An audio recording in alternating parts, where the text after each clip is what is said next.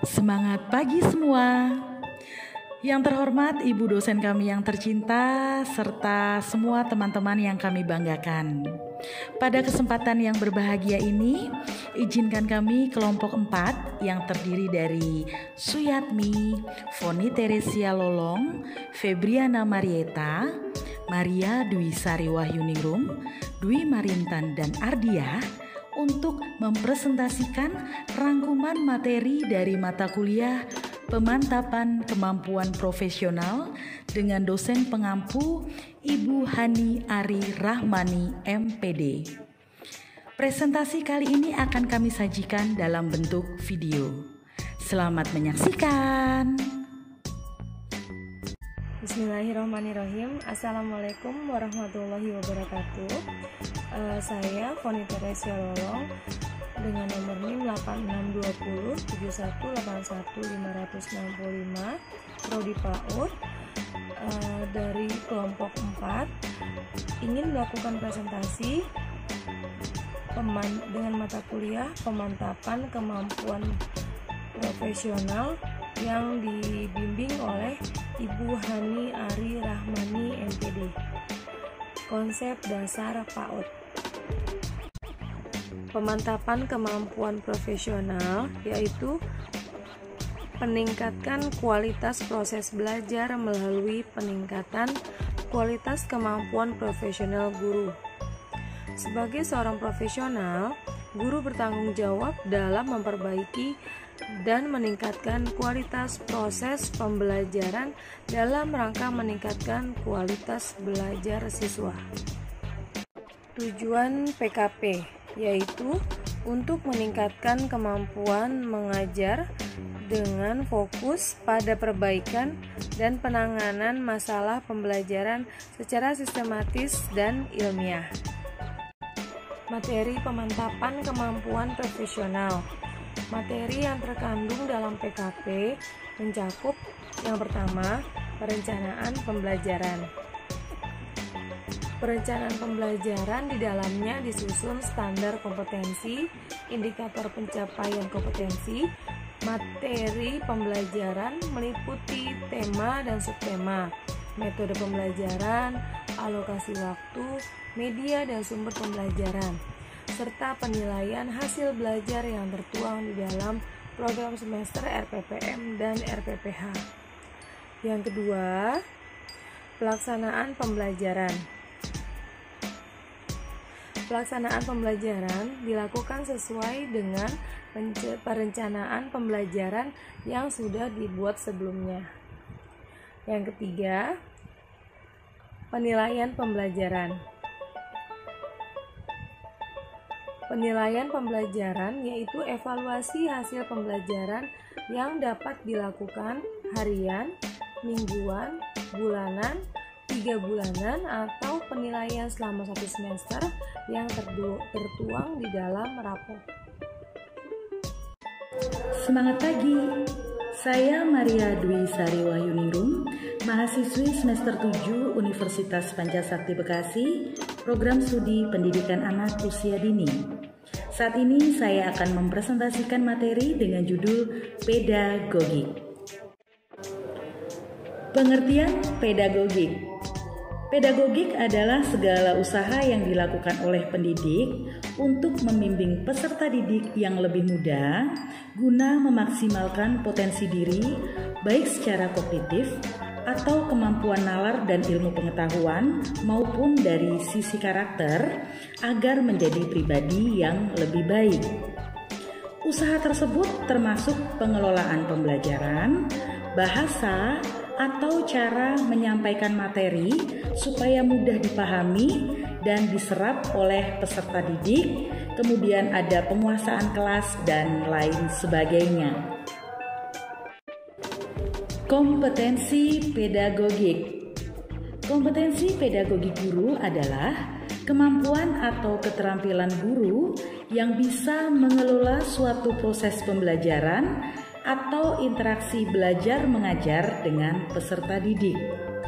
Kemudian ada 7 aspek yang harus dikuasai oleh guru di dalam kompetensi pedagogik, Yang pertama adalah karakteristik peserta didik. Kemudian yang kedua, teori belajar dan prinsip pembelajaran yang mendidik. Yang ketiga, pengembangan kurikulum. Kemudian yang keempat, pembelajaran yang mendidik. Kelima, pengembangan potensi para peserta didik. Keenam, cara berkomunikasi, serta yang ketujuh adalah penilaian dan evaluasi belajar. Manfaat pedagogik. Menurut Kurniasi tahun 2017 halaman 20, yang pertama adalah memanusiakan manusia, menjadikan seorang dewasa demi kebahagiaan dalam menjalani kehidupan. Yang kedua, agar anak atau peserta didik di kemudian hari mampu memahami dan menjalani kehidupan dan kelak dapat menghidupi diri mereka sendiri, dapat hidup secara bermakna dan dapat turut memuliakan kehidupan. Yang ketiga adalah membantu peserta didik mempertanyakan dan menantang dominasi serta keyakinan dan praktek-praktek yang mendominasi. Kemudian manfaat yang keempat adalah untuk mengembangkan kepribadian siswa yang sehat. Selanjutnya ada tujuan pedagogik, masih menurut Kurniasi tahun 2017 di halaman 15, yaitu adalah memanusiakan manusia dan menjadikan seseorang menjadi dewasa untuk kebahagiaannya dalam menjalani kehidupan di masa yang akan datang dan menjadikan seseorang menjalaninya dengan hidup bahagia. Assalamualaikum warahmatullahi wabarakatuh. Saya ucapkan selamat malam kepada Ibu dosen mata pengatur mata kuliah PKP Ibu Hani Aman. Perkenalkan, saya Bu Suyatmi dari Prodi PAUD ingin menyampaikan tugas UTS, yaitu tentang pemodelan pembimbingan praktek PKP pada pembelajaran jarak jauh melalui lesson study. Berikut ulasannya. Lesson study merupakan model pembinaan profesi pendidik melalui pengkajian pembelajaran secara kolaboratif dan berkelanjutan, berlandaskan prinsip-prinsip kolegialitas dan saling membantu untuk membangun masyarakat belajar. Bentuk pelaksanaan lesson study. Di dalam pelaksanaan lesson study, guru secara kolaboratif melakukan rangkaian pembelajaran, yaitu yang pertama, mempelajari kurikulum dan meluruskan pembelajaran. Yang kedua, merancang pembelajaran untuk mencapai tujuan.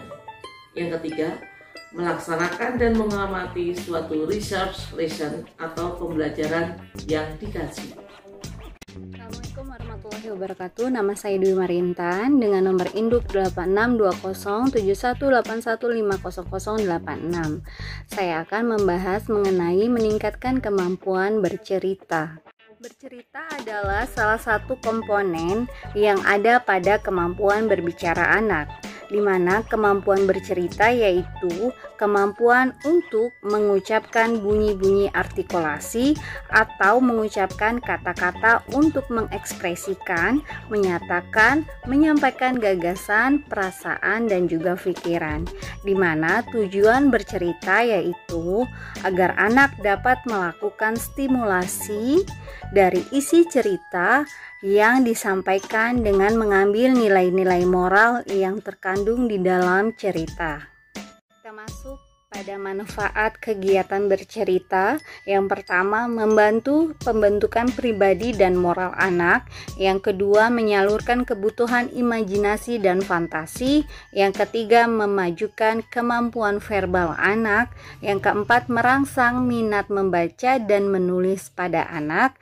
Yang kelima, membuka cakrawala pengetahuan anak. Dan yang terakhir, memberikan pengalaman belajar, berlatih untuk mendengarkan.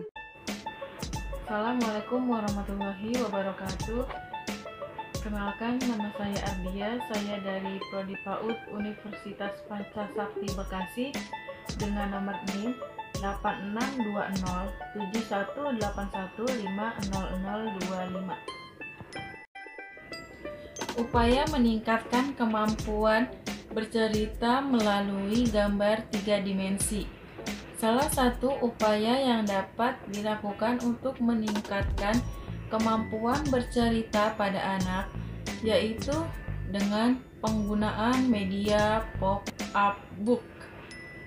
Pop-up book merupakan sebuah buku yang memiliki unsur gambar 3 dimensi yang dapat bergerak saat halaman dibuka. Penggunaan pop-up book dapat memberikan visualisasi maupun tampilan yang lebih menarik untuk meningkatkan pemahaman anak terkait cerita di dalam buku tersebut. Halo, perkenalkan saya Febriana Marieta, mahasiswi semester 7 Universitas Pancasakti Kampus D Bekasi dengan nomor induk mahasiswa 8620718150029. Program studi yang saya ambil adalah pendidikan anak usia dini. Pada kesempatan kali ini, saya akan menjelaskan mengenai upaya meningkatkan prestasi belajar siswa dengan menggunakan metode bervariasi. Pengertian metode bervariasi.